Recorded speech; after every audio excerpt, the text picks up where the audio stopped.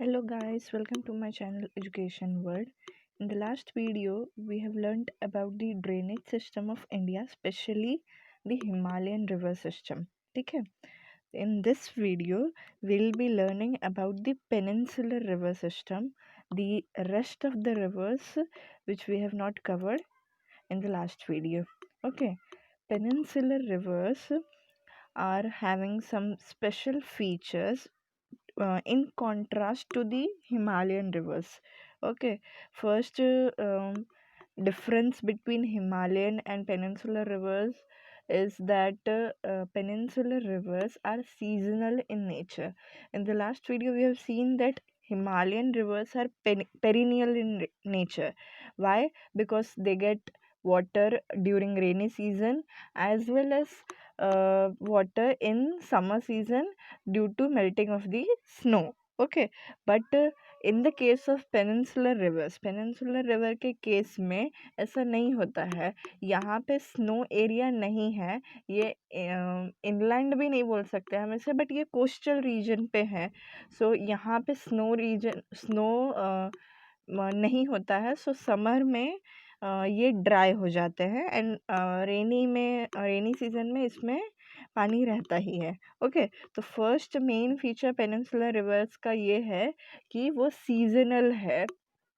Okay, because वो completely dependent है rainfall पर। ठीक है।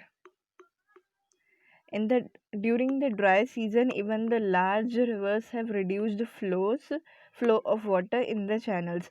Summer season में जो बहुत बड़े रिवर्स है वो पूरी तरह से तो नहीं सूखते हैं, लेकिन हाँ कुछ हद तक उनके जो वाटर लेवल है उसमें डिक्रीज हो जाता है, वाटर लेवल डिक्रीज हो जाता है।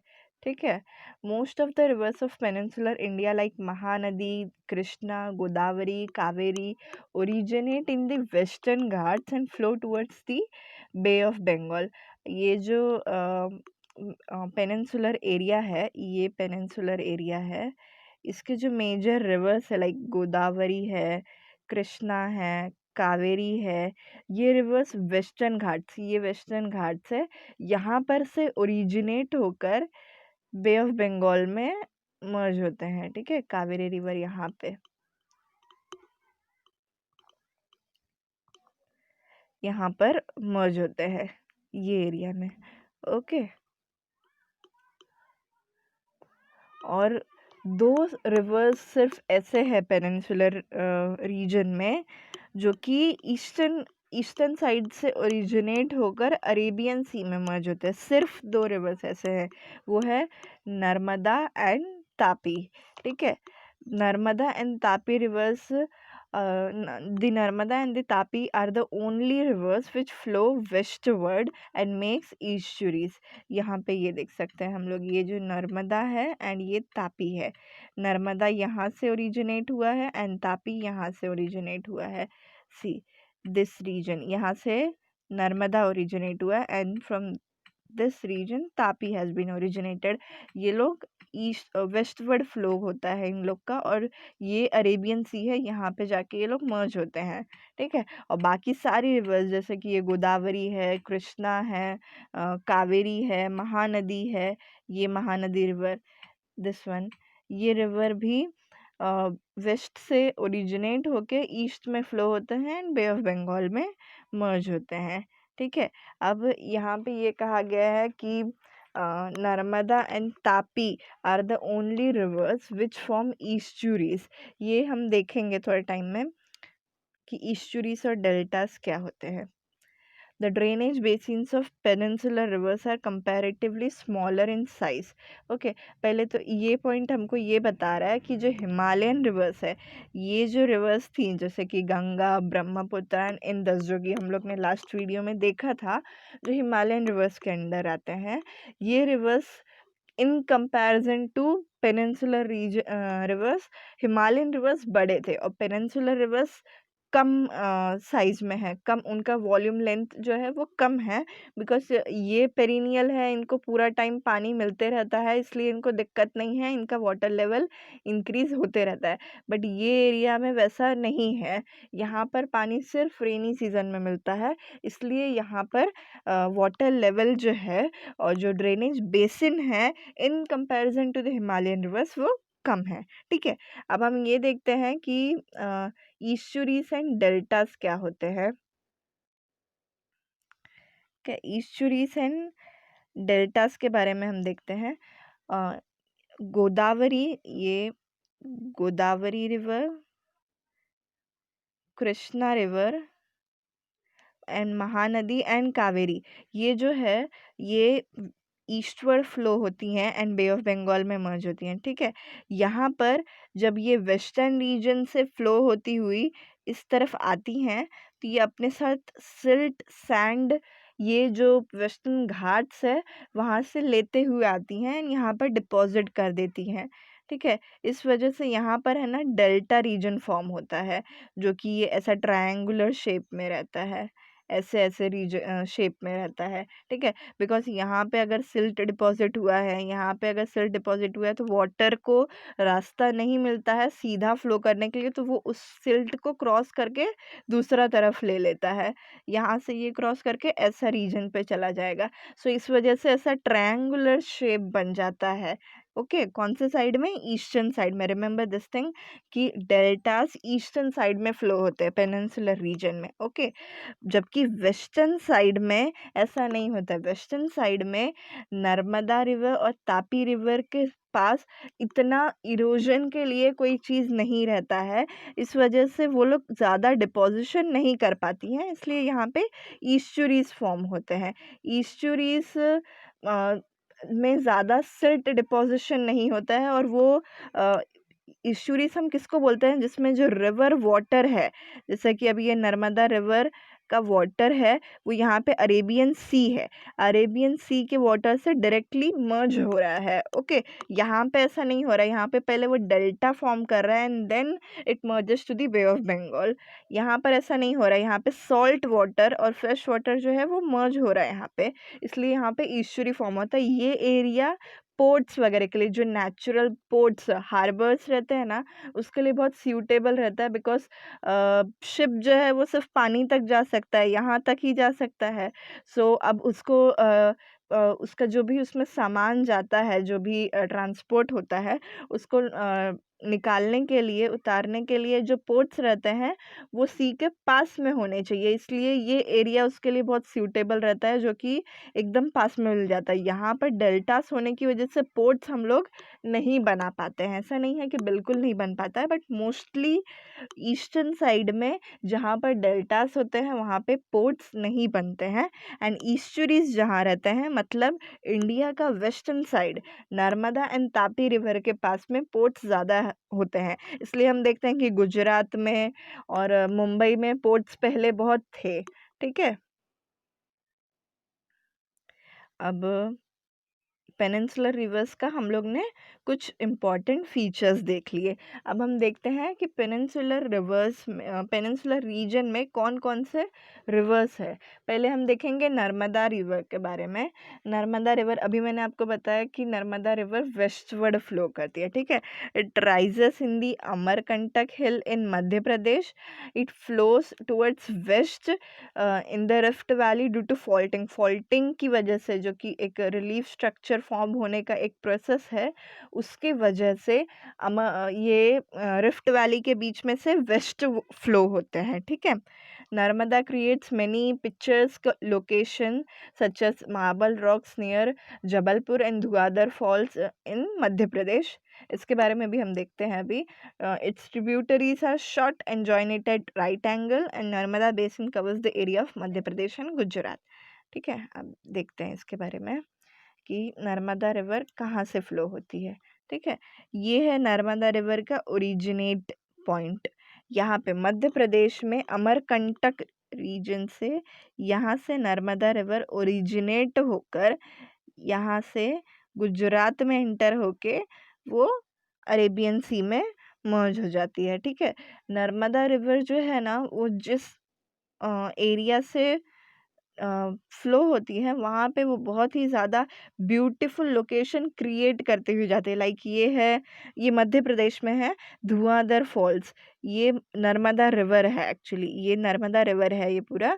ये ऐसे माउंटेन को क्रॉस करते हुए जा रही है, इसलिए यहाँ पे ये प्लंज होल्स, मतलब जब वाटर बहुत तेज़ी से नीचे गिरता है तो यहाँ पे प्लंज होल्स क्रिएट हो जाते हैं। ये फॉल्स में नर्मदा रिवर ऐसा सीन क्रिएट करती है।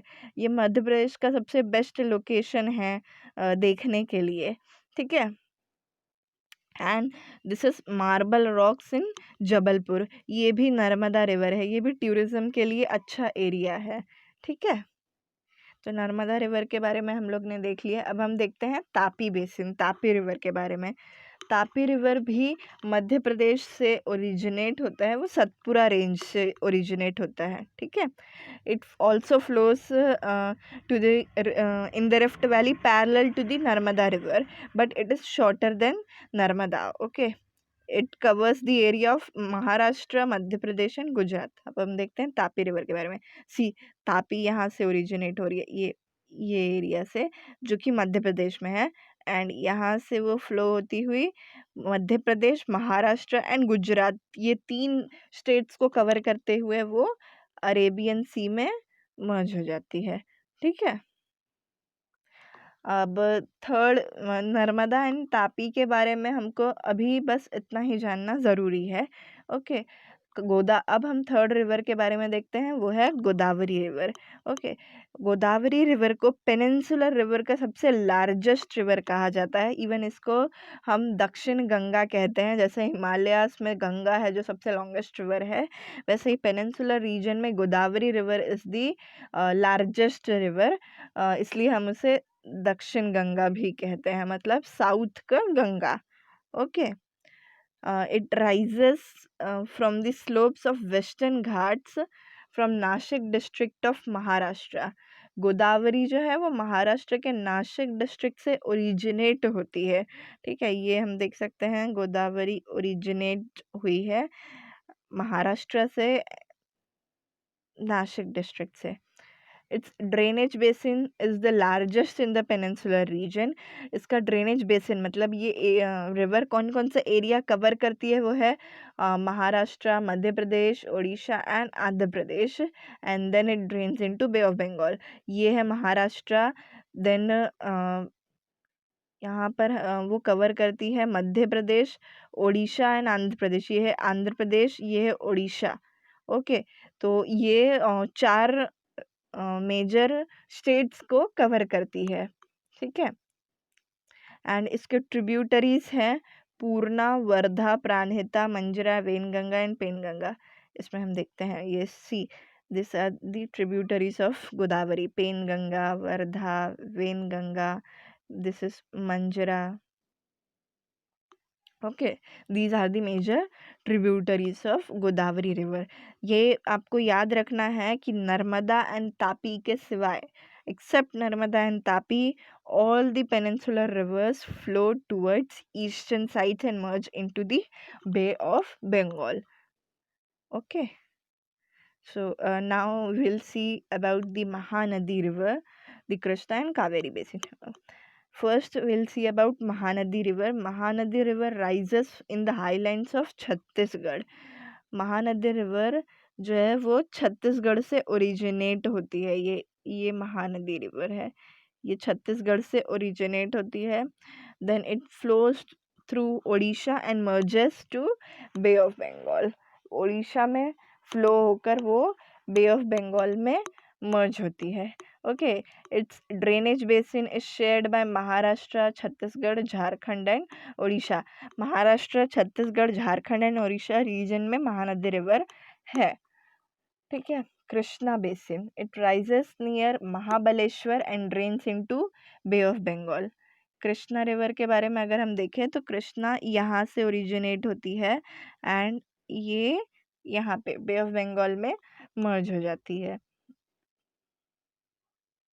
The Tungabhadra Koyna, Ghataprabha, Musi and Bhima are some of its tributaries. See यहाँ पर ये है,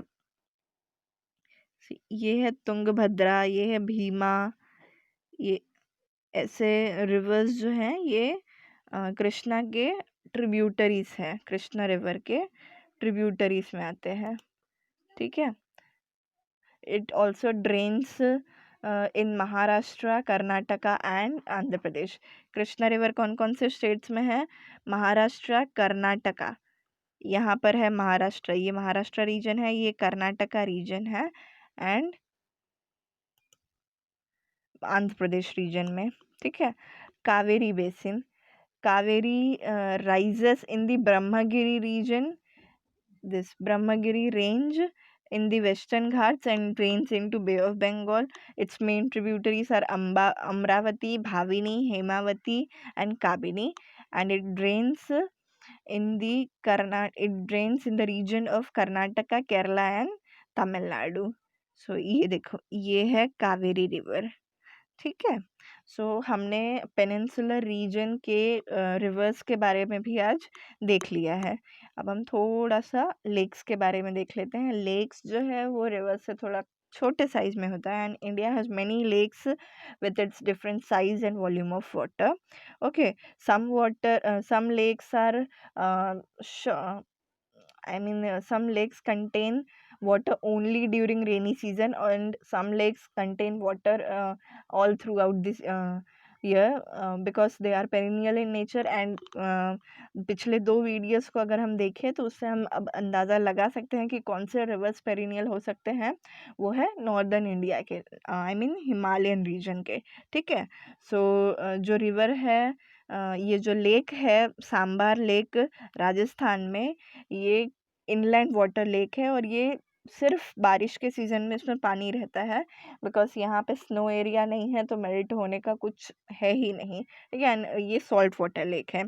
some lakes are originated from the glaciers और ice sheets, these lakes are perennial. अभी मैंने आपको बताया meandering rivers later form oxbow lakes. अब हम देखते हैं मियांडरिंग रिवर्स कैसे। जैसे मैंने आपको कल लास्ट वीडियो में बताया था कि जो माउंटेन रहता है उसका ये 3 कोर्स रहता है, इस तरह से 3, ये upper course, middle course and lower course.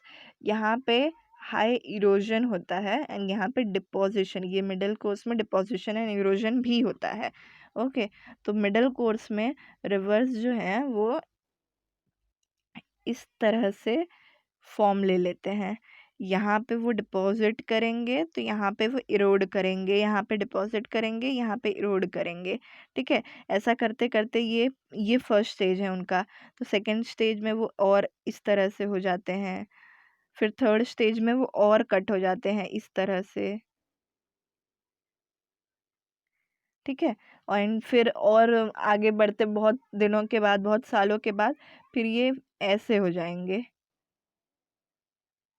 तो ऐसा कुछ सालों के बाद फिर ये जो एरिया, ये राउंड वाला एरिया है, ये कट हो जाता है एंड ये इस तरह के लेक को फॉर्म ले लेता है, लेक का फॉर्म ले लेता है। इसे हम ऑक्सबो लेक कहते हैं।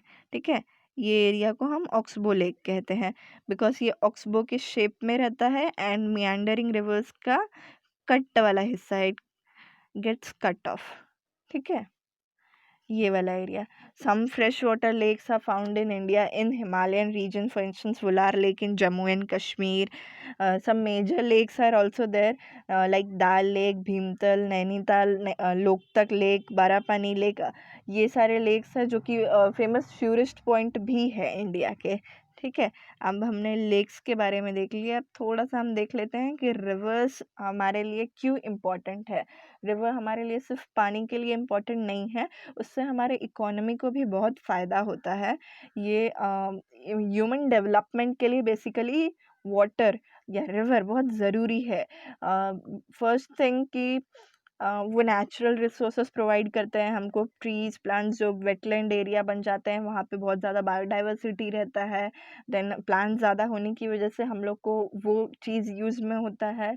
देन वाटर ऑब्वियसली यूज़ में होता है। सेकंड, जो रिवर का एरिया है वो एग्रीकल्चर के लिए बहुत सूटेबल रहता है, बिकॉज़ फ्लड प्लेन्स जो रहते हैं, जो रिवर का एरिया रहता है, वो सिल्ट डिपोज़िशन की वज़ह से वो फर्टाइल हो जाता है, तो बहुत ही ज़्यादा उपजाऊ ज़मीन होता है, जहाँ पे क्रॉप ज़्यादा हो सकते हैं, ठीक है?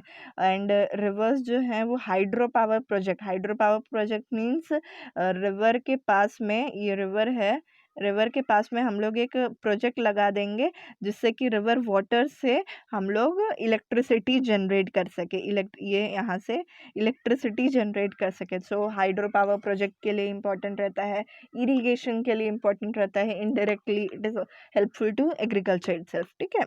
सो इकोनॉमी के लिए रिवर सिर्फ इतने ही नहीं, और भी चीज़ों के लिए रिवर्स ज़्यादा इम्पोर्टेंट है, ठीक है? एंड अब हम लास्ट चीज़ ये देखते हैं कि रिवर पोल्यूशन। हम ये बात अच्छे से जानते हैं कि डेवलपमेंट ज़रूरी है कोई भी कंट्री के लिए, बट डेवलपमेंट इतना भी नहीं होना चाहिए कि डेवलपमेंट करने की वजह से हम एनवायरनमेंट को नुकसान पहुंचा देवे। ओके, डेवलपमेंट सस्टेनेबल होना चाहिए, जो कि एनवायरनमेंट को भी साथ लेके चले, और हमारे फ्यूचर जनरेशन के लिए भी एनवायरनमेंट जैसा हमारे लिए सही सलामत है वैसा उनके लिए भी होना चाहिए, जिससे कि वो खुली हवा में शांति की और शुद्ध सांस ले सके, ठीक है? बट हम देख सकते हैं कि रिवर में पोल्यूशन बहुत ज़्यादा हो रहा है, इंडस्ट्रियल एफ्लुएंस, जो इंडस्ट्रियल वेस्ट निकलता है, केमिकल वेस्ट, और दूसरा जो वेस्ट रहता है जो हम लोग डालते हैं, लाइक कोई मंदिर के पास में अगर कोई रिवर रहे, गंगा रिवर के बारे में हम सभी जानते हैं कि वो कितना पोल्यूशन उसमें हो चुका है। सिमिलरली यमुना रिवर, ऐसे सब रिवर्स जो हैं इसमें पोल्यूशन ज़्यादा हो गया, बिकॉज़ हम लोग उसमें कचरा डालते जाते हैं, साफ़ नहीं कर पाते हैं। सो ये पोल्यूशन से सिर्फ पानी ही दूषित नहीं होता है, उसके अंदर रहने वाले जो मरीन एनिमल्स, प्लांट्स जो रहते हैं उनको भी नुकसान होता है। So we have to find some solution which can maintain balance between the development as well as the environmental sustainability. Okay, so with this we have come to an end to this chapter. I hope you guys like the video. If you like the video, please like, share and subscribe it, and catch you guys in the next video. Till then, stay tuned and stay happy.